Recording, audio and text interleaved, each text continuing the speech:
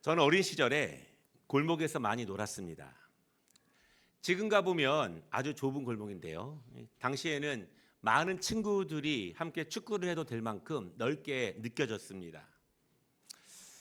제가 좀 발 힘이 셉니다. 그러다 보니까 골목에서 축구를 할 때 너무 세게 차면 일이 벌어집니다. 누구네 집 창문 유리창이 깨지거나 이 장독대 항아리를 깨는 일들이 있었습니다. 그럼 저는 주인 아주머니께 죄송하다고 말씀을 드리고 잠시만 기다려 달라고 부탁을 한 다음에 교회로 뛰어갔습니다. 교회에 가면 항상 강단 옆 작은 서재에 아버지가 계셨습니다. 늘 기도하시거나 설교를 준비하고 계셨어요. 그러면 저는 제가 저지른 죄를 아버지께 아뢰는 거예요. 제 선에서는 절대로 감당할 수 없는 일이기 때문에 아버지께 모든 것을 이실직고 합니다. 그런데 저희 아버지는 이렇게 제가 실수로 벌어진 일에 대해서는 혼을 내지 않으셨습니다. 그리고 저를 따라서 제가 죄를 지은 현장으로 함께 오십니다. 그리고 주인 아저씨께 이 아주머니께 죄송한 말씀을 드리고 변상을 대신 해 주셨습니다. 그런 일이 한두 번이 아니다 보니 어느 순간 저는 이 죄송한 마음이 좀 줄어드는 거예요. 그리고 유리창이나 항아리를 깨면 때로는 그보다 더 심한 일도 있었는데요. 그러면 바로 교회로 갑니다. 아버지께 가면 이젠 제 잘못이 아니라 제가 해결해야 되는 것이 아니라 아버지의 책임이 되고 아버지의 문제가 됩니다. 그리고 아버지가 해결사가 되셔서 아버지가 그 일을 다 처리해 주십니다. 우리가 신앙생활을 하면서 하나님 아버지께서 나에게 이런 분이라는 것을 경험해 보는 것이 너무너무 중요합니다. 아니, 나의 육신의 아버지보다 우리 하나님 아버지는 더 크신 분이라는 사실을 경험하는 신앙이 너무너무 중요해요. 여러분, 하나님은 정말 크신 분임을 믿으시기 바랍니다. 단순히 나에게 이론적인 아버지가 아니라 하늘나라에 가서야 만나는 아버지가 아니라 우리의 인생 전체를 책임져 주시는 하늘의 아버지로 존재하고 계십니다. 그분이 우리의 삶을 인도해 주시고 또한 책임져 주시고 또한 감당해 주시는 우리의 아버지셔요. 오늘 말씀을 통해서 나의 인생의 해결사 되시는 하나님 아버지를 꼭 경험해 보시기를 주님의 이름으로 축복합니다. 첫 번째 말씀은요, 염려를 영적으로 다스려야 되는 이유. 바울은 4절에서 기뻐하라고 우리에게 권면을 합니다. 그런데 기뻐하는 근거가 있습니다. 주 안에서 기뻐하라 이렇게 말씀하고 있습니다. 우리는 주님이 주시는 힘으로 기뻐하는 것이고 주님을 의지하며 기뻐하는 것이고 주님과 함께 기뻐하십시오, 그런 권면입니다. 우리 그리스도인들은 주 안에서 기뻐하는 거예요. 그런데 여러분, 이론적으로는 주 안에서 기뻐해야 하는 것 아는데 실제로는 주 안에서 기뻐하는 것이 쉽지 않습니다. 왜냐하면 우리의 삶에 어려움이 너무나 많기 때문이에요. 내가 말씀을 의지하고 믿지만 그럼에도 불구하고 현실적인 어려움이 너무 커서 주 안에서 기뻐하는 것이 쉽지 않습니다. 어려워요. 그래서 우리는 고민하게 됩니다. 내 믿음이 너무나 연약한 것인가? 내가 그래서 주님은 기뻐하라고 하시는데 나는 믿음이 연약해서 기뻐하지 못하는 것인가? 그런데 하나님은 이러한 우리의 연약함과 번민하는 우리의 마음도 모르지 않으십니다. 기뻐하고 싶지만 그럼에도 불구하고 삶의 어려움과 무거운 짐으로 인해서 우리가 기뻐하지 못하는 우리의 처지를 하나님이 잘 아세요. 그래서 하나님이 우리에게 해결의 말씀을 주셨습니다. 그것이 6절과 7절입니다. 6절에서 이렇게 말씀하십니다. 아무것도 염려하지 말라. 여러분, 아무것도 염려하지 마시기를 바랍니다. 그런데 이것이 쉽지 않아요. 우리가 인간인 이상 내 머릿속에서 내 마음속에서 계속 짓누르고 있는 염려를 내가 없다고 생각하고 없다고 믿어야 하는데 그렇게 되는 것이 어렵습니다.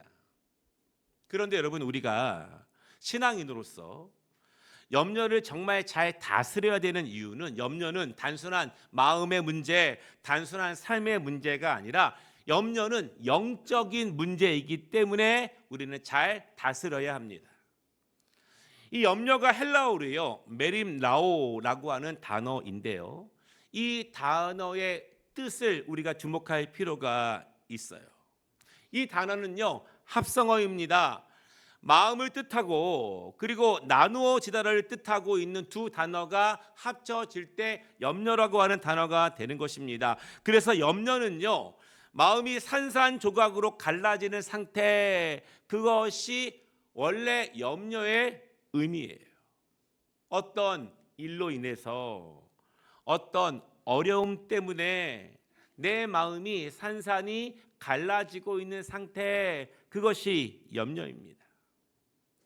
염려로 내 마음이 가득 차게 되면 그때 어떤 일이 벌어질까요? 염려가 내 마음을 갈라지게 하면 하나님의 말씀이 내 안에 머물 자리가 좁아지게 됩니다.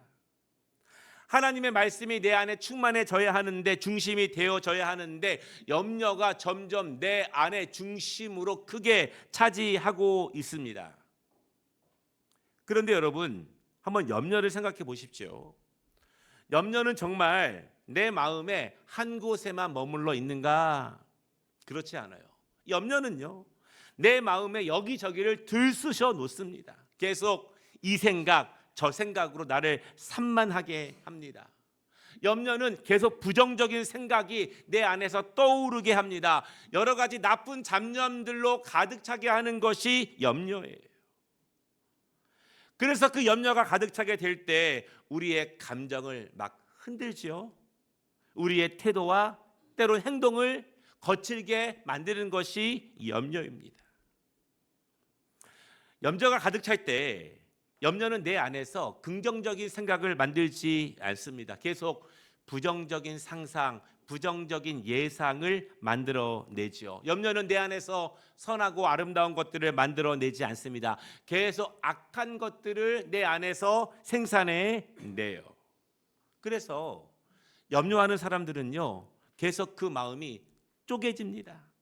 계속 조각나고 상처가 나요. 계속 분주하고 번민으로 가득 차게 됩니다. 그렇게 되면 내 안에 중심을 차지해야 되는 하나님의 말씀은 계속 뒤로 밀리고 밀려나요. 사람은 연약합니다. 그래서 어떤 일을 만날 때 우리는 염려할 수 있어요. 그런데 염려로 가득 채우게 하는 것은 사탄의 역사입니다. 나쁜 상상과 부정적인 예상으로 우리 안에 가득 채웁니다. 기대와 소망을 내 안에서 멀리 제거해 버립니다. 그리고 그 자리에 절망과 낙심으로 채웁니다. 나에게 말씀하시는 성령님의 말씀을 계속 외면하게 합니다. 그리고 결국 악한 영이 인도하는 대로 판단하게 하고 결정하게 합니다. 여러분, 염려가 내 안에 채워질 때, 염려가 나를 주관할 때, 그때 가장 먼저 나타나는 일은 예배로부터 멀어지게 됩니다. 기도가 나의 삶에서 밀려나게 됩니다. 하나님이 함께 하셔야 되는데 하나님의 자리가 점점 밀려나게 돼요. 그래서 염려는요, 영적인 일입니다. 내 영을 상하게 하는 일이에요.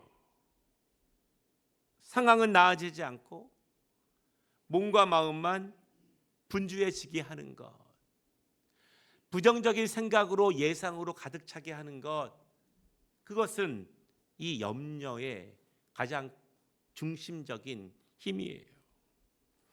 그래서 하나님은요, 내 안에 이 악한 영이 채우는 염려를 우리 안에서 제거하라고 말씀하고 있습니다. 염려하지 말라, 이렇게 말씀하고 있어요. 그리고 그 염려를 버리는 방법, 염려를 제거하는 방법을 오늘 우리에게 알려주고 계십니다. 여러분, 어떻게 염려를 없앨 수 있을까요? 나는 어떻게 염려를 해결할 수 있을까? 어떻게 할 수 있을까요? 그것은 하나님께 말씀드리는 것입니다. 믿으시기 바랍니다. 하나님께 이실직고하는 것입니다. 하나님께 나의 어려움, 나의 실패, 나의 잘못, 지금 내가 닥친 문제들, 그것을 하나님께 그대로 말씀드리는 것, 그것이 염려를 없애는 유일한 방법이에요. 성경은 그것을 기도라고 말하고 있습니다. 마치 제가 감당할 수 없어서 아버지를 찾아가는 것처럼 아버지께 그대로 말씀을 드리면 아버지는 아들의 모든 것을 대신 감당하는 것처럼 기도를 통해서 아버지께 그대로 말씀드리는 것, 그것이 기도를, 이 염려를 해결하는 유일한 방법이에요. 기도를 통해서 하나님께 말씀드릴 때 하나님이 그 모든 것을 대신 감당하심을 믿으시기 바랍니다. 우리가 연약했을 때, 우리가 어렸을 때 자녀의 잘못을 부모가 대신 감당합니다. 자녀의 아픔이 자녀들만의 아픔일까요? 부모의 아픔은 아닐까요? 자녀의 어려움이 부모의 어려움은 아닌가요? 그래서 그 자녀가 어려움 때문에 신음하고 있을 때 부모가 대신 감당할 수 있다면 모든 것을 대신 감당하지 않을까요? 그것이 우리가 하나님께 아뢰 있는 이유입니다. 제가 부목사 시절에 저희 신학교 후배가 같은 교회 전도사로 부임을 했습니다. 그분은 부산 출신이에요. 신학대학원을 서울로 왔습니다. 그래서 부천에 있는 삼촌 집에서 살면서 공부를 했어요. 그분이 전도사 생활을 하면서 이 운전면허증이 필요하다고 생각을 하면서 열심히 운전 연습을 하고 운전면허를 땄습니다. 따고 나니 어떻습니까? 운전하고 싶어 죽겠죠. 그래서 하루는요, 이 삼촌의 오래된 차를 좀 빌려달라고 오랫동안 부탁을 했습니다. 그리고 삼촌이 허락했어요. 차를 몰고 부천 시내로 나갔습니다. 신나죠? 운전이 재밌고 나에게 운전의 소질이 있구나, 그렇게 생각을 하면서 신나게 운전을 하고 있었습니다. 그러다가 앞서가던 택시를 뒤에서 들이받았어요. 그리고 멈춰선 택시에서 운전기사와 손님 4명이 뒷목을 잡고 나왔습니다. 하필이면 손님으로 가득 찬 택시를 뒤에서 받은 거예요. 그때 후배 전도사님이 이렇게 말합니다. 하늘이 노랗다는 것을 그때 처음 알았습니다. 택시 기사와 손님들은 병원에 입원했습니다. 그리고 전도사님은 안절부절 못하고, 보다 못한 삼촌이 부산에 있는 자신의 형에게, 전도사님의 아버지에게 전화를 합니다. 그리고 모든 것을 이야기해요. 그리고 아버지가 부산에서 올라오셨습니다. 당시 돈으로 700만 원을 주고 합의를 했어요. 모든 사고 처리를 마친 후에 아버지가 아들에게 한마디 합니다. 아들, 기죽지 마라. 아빠가 있다 아이가. 아들, 기죽지 마라. 내가 붙잡고 있으면 나의 염려가 되지만 아버지께 말씀드리면 아버지의 염려가 됨을 믿으시기를 바랍니다. 아버지께 말씀드리면 아버지가 책임지시고 아버지가 해결하십니다.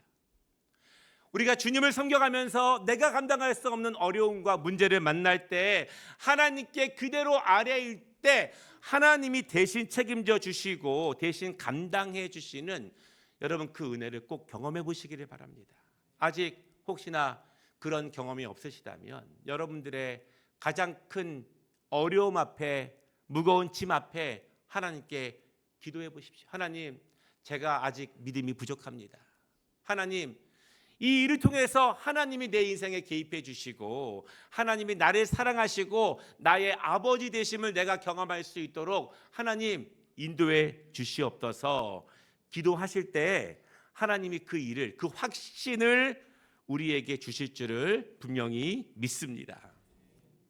바울은요, 염려를 하나님께 말씀드리는 방법을 우리에게 가르쳐 주고 있습니다. 뭐라고 말하냐면 모든 일을 기도와 간구로 하나님께 아뢰라, 이렇게 말씀하고 있습니다. 기도와 간구입니다.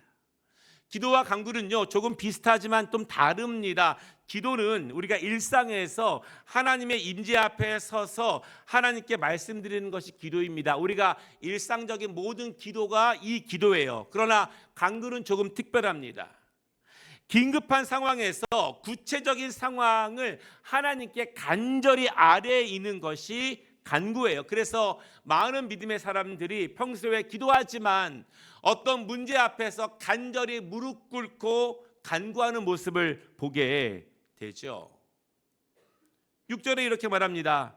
너희 구할 것을 감사함으로 하나님께 아뢰라. 여기서 이 아뢰다라고 하는 말이 특별한데요. 이 말이 헬라어로 그노리조라고 하는 단어입니다. 그 뜻이 알려지게 하다, 그런 뜻이에요.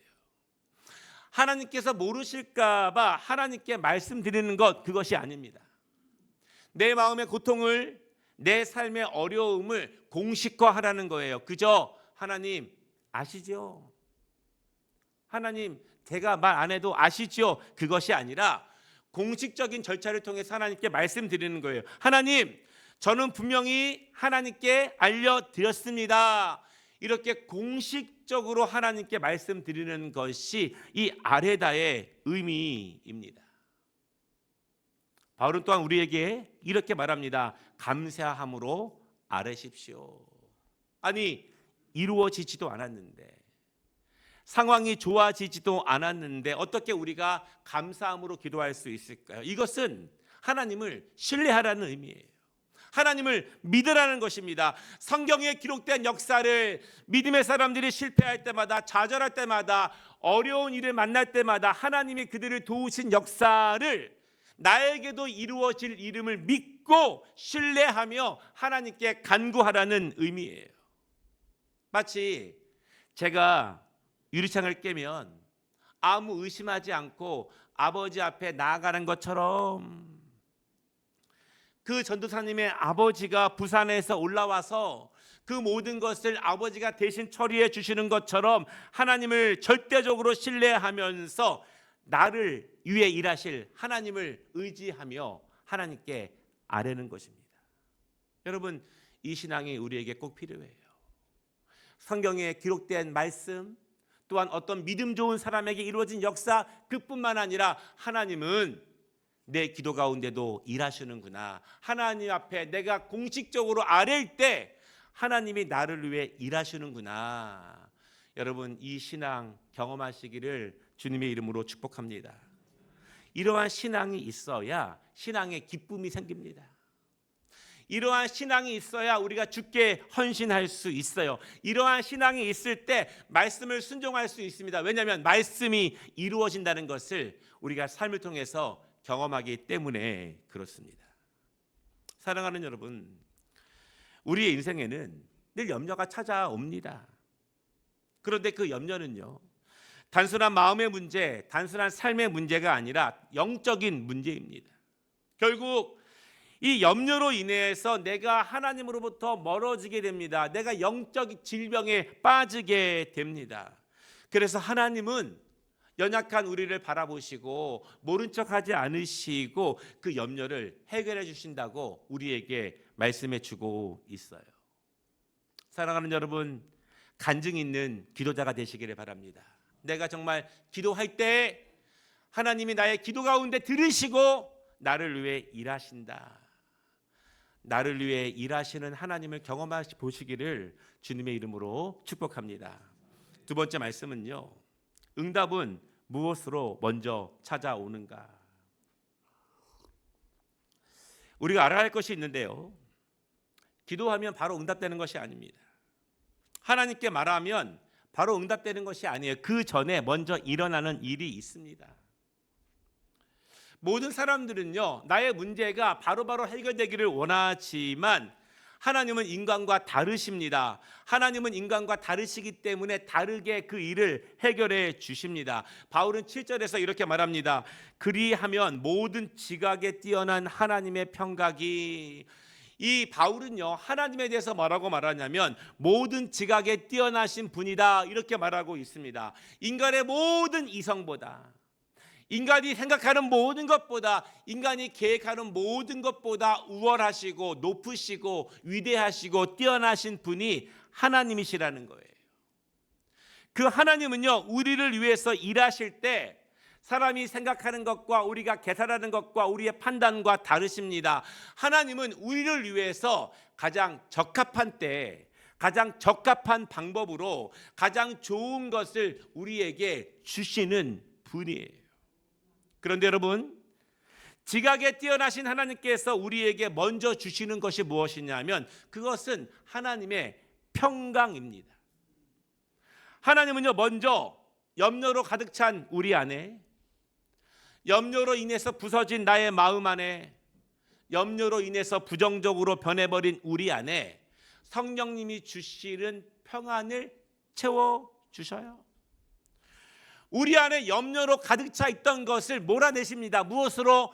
평안을 선물로 주시면서 내 안에 있는 어두움에 염려를 평안으로 몰아내시는 것입니다. 악한 영이 주관했던, 염려가 차지했던 우리의 중심을 하나님의 평강으로 채우시는 일을 하나님은 먼저 하셔요. 그것이 하나님이 먼저 일하시는 방법입니다. 평강이 주는 힘이 있습니다. 평강이 우리 안에 먼저 찾아와야 하는 이유가 있어요. 딱 1년 전에 저희 아버지께서 소천하셨을 때 모든 분들이 경험하시겠지만 마음이 힘들죠. 믿음이 있지만 인간으로서 복잡하고 어려운 감정이, 번민이 마음 안에 가득 차게 됩니다. 미국에 있는 아들에게도 알려야 되기 때문에 마음을 추스리고 아들에게 전화를 걸었습니다. 그리고 할아버지께서 하나님의 부름을 받았다는 이야기를 떨리는 음성으로 전했습니다. 그때 아들의 첫 마디가 아직도 기억에 남습니다. 이렇게 말합니다. 아빠는 괜찮아요? 이제 아빠를 걱정하는 마음이죠. 그 말이 위로가 되더라고요.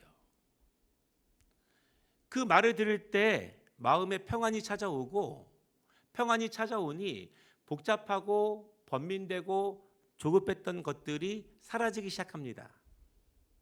그리고 마음에 안정이 들기 시작합니다. 사람의 말과 위로도 이처럼 평강을 주는 힘이 있어요.